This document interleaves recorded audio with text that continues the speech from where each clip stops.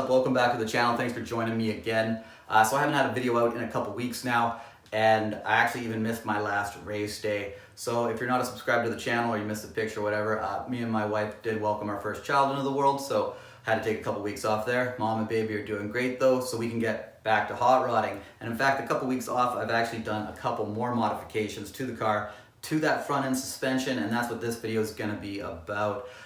Where we left off last time, you saw that shifter mod I made, and then I was looking at lowering the front of the car, which I just did with the torsion bar adjustment bolts, and I dropped the car another inch down, looking to get more shock extension in the front. And in that video I mentioned I might cut my bump stops down in order to drop the front of the car down even further. So I actually have gone ahead and done that. So I'm going to show you guys that too. The other major thing I'm going to show you guys and talk to you guys about is the torsion bar setup themselves. I've actually swapped out the small block torsion bar set for a set of slant 6 bars. It's a smaller diameter, it offers us more stored energy, and we're going to get into all of that right now.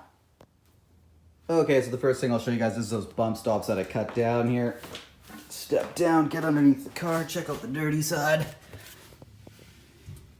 So there it is there. You can see that it's completely squared off on the top. If you're not exactly sure where I'm talking about, this guy here, that little rubber guy right there, you can see it's completely squared off the top. That used to go up about another, I don't know, like a half inch. I think I took about a half inch off of each side.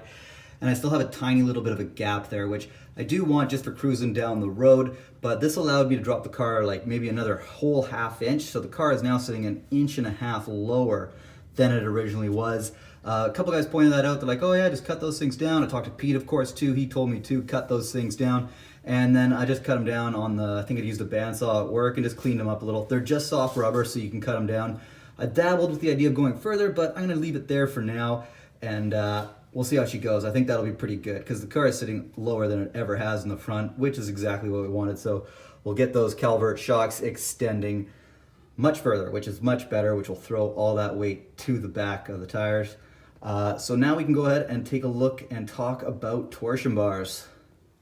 Okay, so here we go. These are the small block torsion bars out of my car. They measure an 860, and when I started talking to Pete about front suspension stuff, he's like, dude, you gotta run slant 6 bars. He's like, I got a set, just come up here, you can have them. We'll chuck your car up on the hoist and throw them in. That's where you saw my car on the hoist at Pete's place.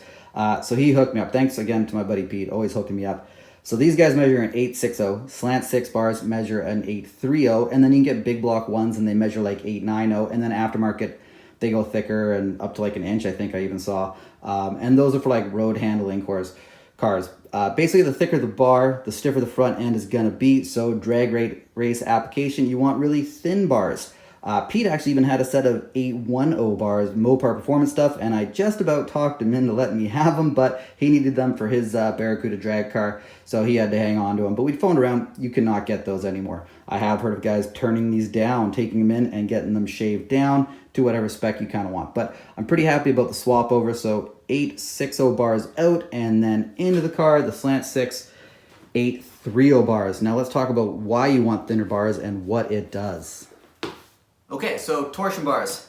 This is your spring in your Mopar suspension system. So what happens is the back end gets locked into position and the front end hooks into an arm. And when you're adjusting that bolt in and out that raises the car up and down, what you're actually doing is adjusting this and putting twist into the bar as the back is locked. This hex section turns as you drive that screw up and down, putting stress into the bar and then raising the car or lowering the car.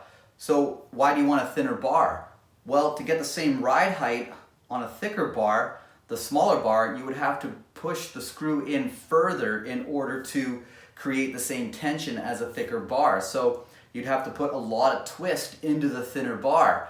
And you'll be like, well, why do I want that? Well, as you launch your car and the front end starts to come back up, that twist wants to come out of the bar and it wants to straighten out, therefore throwing the front of the car up faster and better, getting better weight transfer to the back tires. And plus, because they're a little bit thinner, a little bit lighter, but I don't think it's that much. So that is your crash course in torsion bar stuff. I've learned all this just in the last couple of weeks, starting looking at that front end suspension. So I'm pretty stoked on this new setup. I do think it's really going to help our 60 foot. You read all kinds of threads online. This is like an old school thing that everybody does. So I'm stoked about that. You know what's interesting too is I started looking at the weights of a slant 6, like what those bars are supposed to support, and a 360, and the difference in the weight of the engine is only about 75 pounds. So the slant 6 bars should actually be a better fit for this car, because I've pulled more than 75 pounds off the front of this car. Like, the steering box alone was 40 pounds. We don't have a hood on it currently. Aluminum heads, aluminum intake, all the wiring delete we've done. We've lightened that front end up over 100 pounds easily. So I've even driven the car with the slant 6 bars. I did not notice any difference whatsoever. I did notice that we had to put more of screw adjustment into it to get the car to sit at that ride height, which is that twist I was talking about. So we should still be able to cruise down the road like we just always have been, and we should get better weight transfer. So let's pull the car out. Let's let you guys take a look at the new front end setup, because it is sitting a little bit lower. We got a bit more of a stance, so it's looking pretty sick right now. Let's pull it out. Dudes, check this out. The skies are like super smoky right now. It's crazy. It's all orange out here.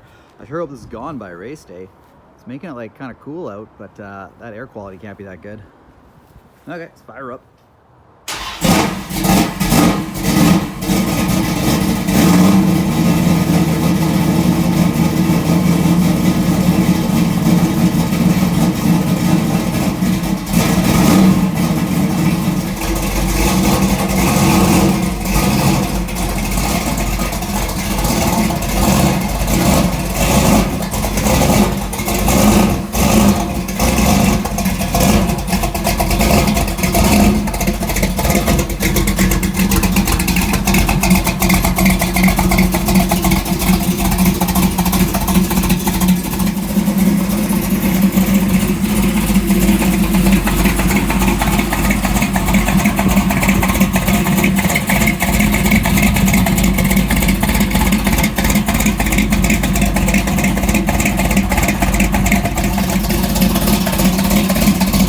Here you can see the wheel is tucked up a lot higher, just sitting inside that front lip.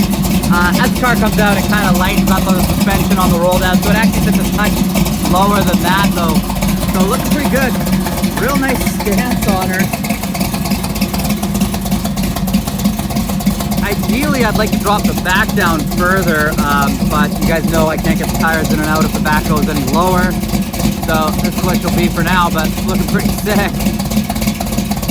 Alright guys, that's closing out this video. I'm gonna go get some gas for this thing, get her ready for race day. That will be the next video you guys see. Thanks for watching. We'll see you real soon.